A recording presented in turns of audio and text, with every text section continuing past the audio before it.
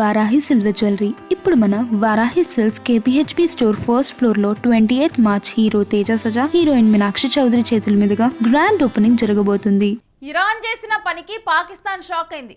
Hormuz వద్ద Pak నౌకను అడ్డుకుంది Iran. ఇక ఈ రెండు దేశాల మధ్య కూడా ఇప్పటి వరకు కూడా చూస్తే కనుక సత్సంబంధాలే ఉన్నాయి. ఒక్కసారిగా కూడా ఇరాన్ పాకిస్తాన్ నౌకను హార్మూజ్ వద్ద అడ్డుకోవడంతో పాకిస్తాన్ షాక్ కి గురైంది. రూల్స్ బ్రేక్ చేసింది పాక్ కంటైనర్ షిప్ అంటూ కూడా ఇరాన్ ఆపటం జరిగింది.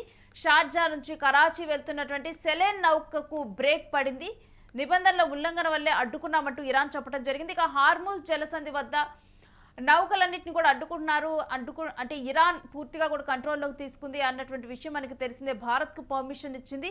ఇక ఏదైనా నౌక దాటి వెళ్లాలంటే గనక ఇరాన్ దగ్గర డబ్బులు కట్టాల్సిందే అంటూ ఉన్నటువంటి పరిస్థితిని చూస్తున్నాం. వీటన్నిటిని కూడా దాటి ఇప్పుడు పాకిస్తాన్ వెళ్ళటానికి పాకిస్తాన్ నౌక ప్రయత్నించిందని ఇరాన్ చెబుతుంది. ఇక నౌకను వెనక్కి మళ్లించాయి ఇరాన్ దళాలు.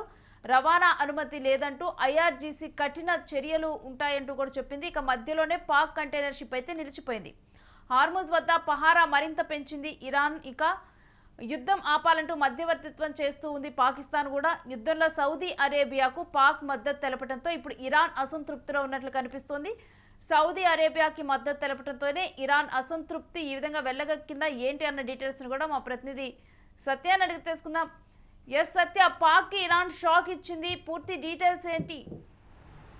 ముఖ్యంగా పాకిస్తాన్కి చెందినటువంటి ఏదైతే నౌక ఉందో ఆ నౌకను కూడా మరి రిటర్న్ పంపించిన పరిస్థితి ఉంది. ముఖ్యంగా ప్రస్తుతం ఏదైతే హార్మూజ్ జలసంధి దగ్గర పెద్ద ఎత్తున కొంత ఉద్రిక్త వాతావరణం అయితే ఉంది. దీనికి సంబంధించి ఇప్పటికే ఇరాన్ కూడా కొన్ని కండిషన్స్ పెట్టింది.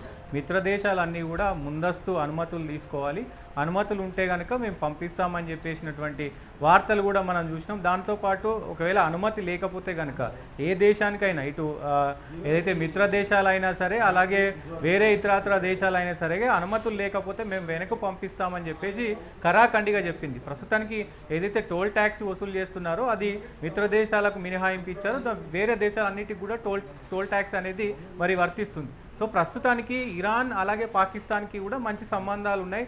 అయినప్పటికీ ఏదైతే పాకిస్తాన్ నౌక సెలెన్కి సంబంధించినటువంటి ఏదైతే ఈ రవాణా నౌక ఉందో దాన్ని మొత్తం కూడా మరి హార్మూజ్ జలసంధి వద్ద పెద్ద ఎత్తున ఇరాన్కి సంబంధించినటువంటి అధికారులందరూ కూడా తనిఖీ చేశారు. ఆ తనిఖీలో భాగంగా సరైన డాక్యుమెంట్స్ లేవు, దానికి సంబంధించినటువంటి ఏ అనుమతి కూడా లేదు. అంటే ఆ నౌక మరి ఆ షార్జా నుండి పాకిస్తాన్ వరకు వెళ్తుంది అనేది, సో మరి అది జలసంధి గుండా వెళ్తుంది అనడానికి మరి ఎలాంటి ఆధారాలు లేవు, దానికి సంబంధించినటువంటి ఎలాంటి కూడా పర్మిషన్స్ లేవు. కాబట్టి మేము వెనక్కి పంపిస్తున్నామంటూ కూడా అక్కడ ఐఆర్జీసీ చెప్పిన పరిస్థితి అయితే కనబడుతూ ఉంది.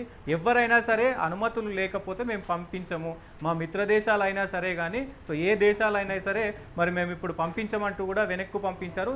ఆ నౌక వచ్చిన తర్వాత వెనక్కి పంపిన తర్వాత ఇంకా ఎక్కువ కొంత అక్కడ ఏదైతే భద్రత ఉంటుందో దాన్ని మరింత పెంచిన అవకాశం ఉంది. ఒక్కసారి ఈ నౌకను వెనక్కి పంపడంతో ఒకసారిగా పాకిస్తాన్ అయితే కంగుతిన్న పరిస్థితి అయితే కనబడుతూ ఉంది. సో ఎందుకు మా నౌకను పంపిస్తూ ఉన్నారు? ప్రస్తుతం ఏదైతే ఇరాన్ అలాగే ఇజ్రాయిల్ అమెరికా సంయుక్తంగా చేస్తున్నటువంటి ఈ యుద్ధం అయితే ఏదైతే ఉందో దానికి సంబంధించి ఇరాన్కి కొంత అంటే సమన్వయానికి సంబంధించి ఇరాన్కి అలాగే పాకిస్తాన్కి మధ్య, ఎందుకంటే రెండు దేశాలు కూడా మరి ముస్లిం దేశాలు కాబట్టి సో ఇక్కడ అమెరికా అలాగే ఇజ్రాయిల్ ఏదైనా ఇక్కడ సంబంధాలకు సంబంధించినటువంటి ఏదైనా మాట్లాడడానికి సంబంధించినటువంటి ఏ విషయాలైనా పాకిస్తాన్ త్రూ ఇటు ఇరాన్కి చేరవేసే ప్రయత్నం చేస్తూ ఉన్నారు. అదే విధిగా మరి మధ్యలో ఉన్నటువంటి పాకిస్తాన్కు ఇప్పుడు ఇలాంటి షాక్ తగలడం, దాంతోపాటు ఏదైతే కొంత గల్ఫ్ దేశాలకి మరి అక్కడ వాళ్ళు కూడా సపోర్ట్ చేస్తూ ఉన్నారు. అంటే ఇరాన్ మీద దాడి చేసేటప్పుడు మరి ఇటు గల్ఫ్ దేశాలు సపోర్ట్ చేస్తున్నాయి కాబట్టి పాకిస్తాన్ ఇప్పుడు ప్రస్తుతం మరి వ్యతిరేకిస్తున్నారా అనే కోణంలో కూడా చూడాల్సిన అవసరం అయితే ఉంటుంది. ఏదేమైనప్పటికీ పాకిస్తాన్ ఈ నౌకను వెనక్కి పంపడంతో కొంత కోపానికి వచ్చినట్టు కూడా తెలుస్తూ ఉంది. దీనిపైన మరి తదుపరి చర్యలు ఏముంటాయి, పాకిస్తాన్ ఎలాంటి చర్యలు తీసుకోబోతుంది, అలాగే మరి అమెరికాకు దీనిపైన ఏమైనా మరి కంప్లైంట్ చేసే అవకాశం ఉందా? సో మరి చూడాల్సిన అవసరం అయితే ఉంటుంది. భారత నౌకలను అడ్డుకున్నప్పుడు కూడా భారత్ ఇరాన్తో మనం మాట్లాడటం జరిగింది, దౌత్యం జరపడం జరిగింది. అయితే ఇప్పుడు పాకిస్తాన్ కూడా అదే రకంగా ముందుకు వెళ్ళనుంది అనుకోవాలా, లేకపోతే అసలు ఇప్పుడు ఇరాన్ హార్మూజ్ జలసంధి మీద ఎటువంటి ఆంక్షలు అమలు చేస్తోంది? డెఫినెట్గా అంటే ముఖ్యంగా ఇంతకుముందు ఏదైతే ఆంక్షలు ఉన్నాయో అన్ని ఆంక్షలు కూడా ప్రస్తుతానికి ఉన్నాయి. దాదాపు వారం రోజులకు ముందే ఈ పర్మిషన్స్ ఏవైతే ఉంటాయో నౌకలు అసలు ఎక్కడి నుంచి ఎక్కడ వెళ్తున్నాయి, దానికి సంబంధించి టోల్ ట్యాక్స్ కావచ్చు, ఇతరత్ర ప్రాణానికలు మొత్తం కూడా ఏముంటాయో అవన్నీ కూడా ముందే వాళ్ళకు చెప్పాలి. దానికి సంబంధించి వాళ్ళు అక్కడ కోస్ట్ గార్డ్స్కి సంబంధించిన వాళ్ళు ఉంటారు, అక్కడ చెక్ చేస్తూ ఉంటారు ప్రతి ఒక్కటి కూడా. సో ఆ టోల్ ట్యాక్స్ కట్టాలి, అలాగే అనుమతులు కూడా తీసుకోవాలి. సో ఏ దేశం నుంచి ఎంత వెళ్తుంది, ఎన్ని టన్నులు వెళ్తుంది, ఆయిలా లేకపోతే ఇంకా ఇతరత్ర ఇంకా ఏమైనా వెళ్తూ ఉన్నాయా, మొత్తం కూడా డీటెయిల్స్ అక్కడ ఇవ్వాల్సిన అవసరం అయితే ఉంటుంది.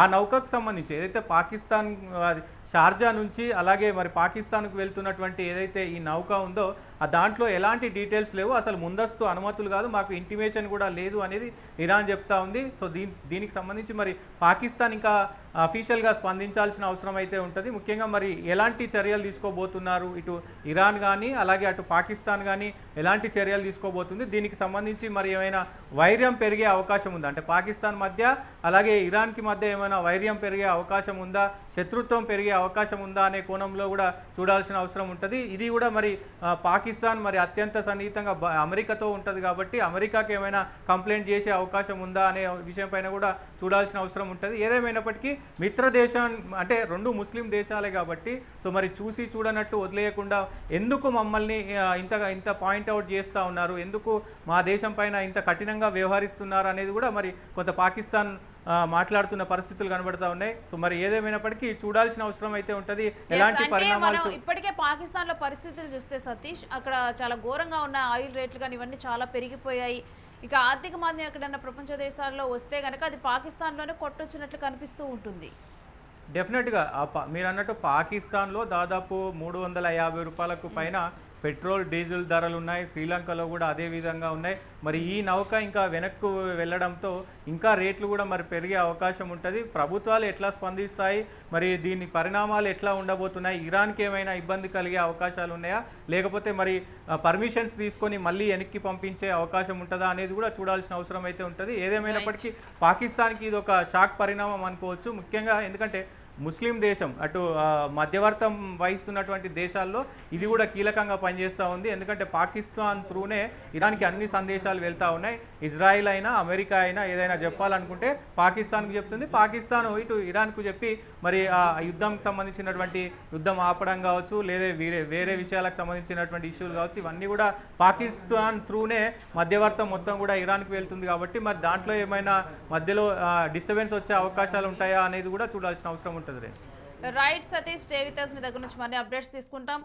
ఇక పాకిస్తాన్ నౌకను ఇరాన్ అరేబియా సముద్రంలో అడ్డుకోవటం జరిగింది. ఇప్పుడు పాకిస్తాన్కి సంబంధించినటువంటి నౌక అక్కడే స్ట్రక్ అయిపోయింది. ఇప్పటికే పాకిస్తాన్లో పరిస్థితులు చాలా ఘోరంగా ఉన్నాయి. పెట్రోల్ డీజిల్ రేట్లయితే ఉన్నటువంటి అమాంతం పెరిగిపోయాయి. అది రూపాయల్లో కాదు, పదుల్లో కూడా పెరిగిపోయినటువంటి పరిస్థితి అక్కడ. ఇప్పటికే కూడా అక్కడ క్యూ లైన్లో ఉంటున్నారు, ఎఫర్ట్ చేయలేని పరిస్థితి. ఇలాంటి సమయంలో పాకిస్తాన్ అసలు చాలా కీలకమైన నిర్ణయాలు తీసుకుంది.